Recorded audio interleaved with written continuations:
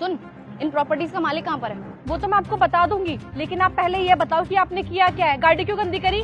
क्यों, क्या हुआ, बुरा लगा? अरे तू वैसे भी तो सफाई कर रही थी ना, थोड़ी साफ सफाई और कर दियो। अच्छा मेरे से बहस मत कर, जितना पूछा उतना बता, इन प्रॉपर्टीज का मालिक कहाँ पर है?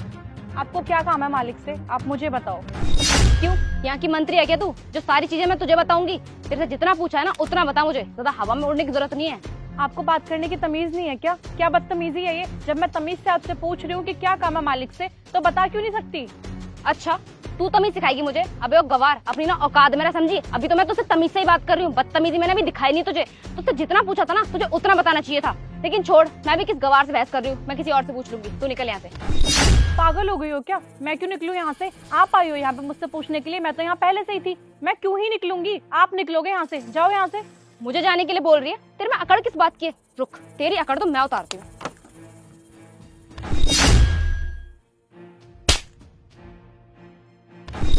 तुमसे अपना हाथ तो छुड़ाया नहीं जा रहा है, तुम मुझे थप्पड़ मारोगी।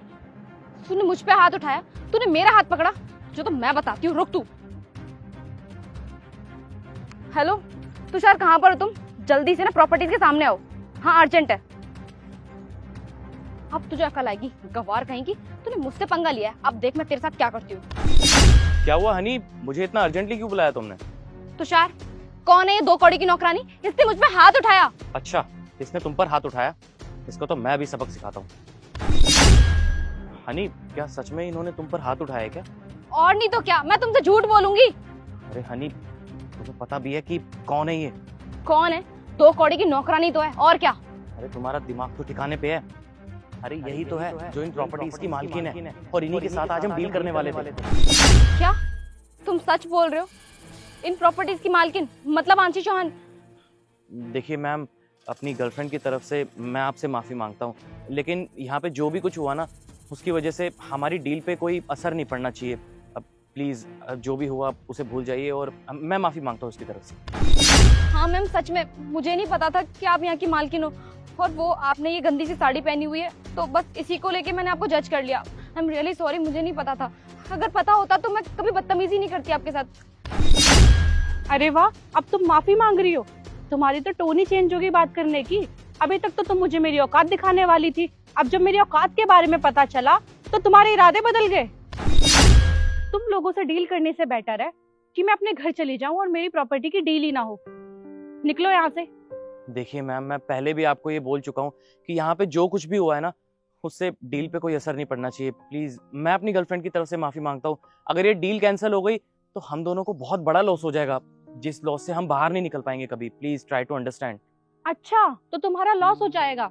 वैसे तुम्हारा लॉस तो होना भी चाहिए, क्योंकि तुम्हारी गर्लफ्रेंड को बात करने की तमीज नहीं है। इसे ये नहीं पता कि कैसे किसी से बात की जाती है। और अकल तो इंसान को तभी आती है ना जब उसे ठोकर लग जाती है।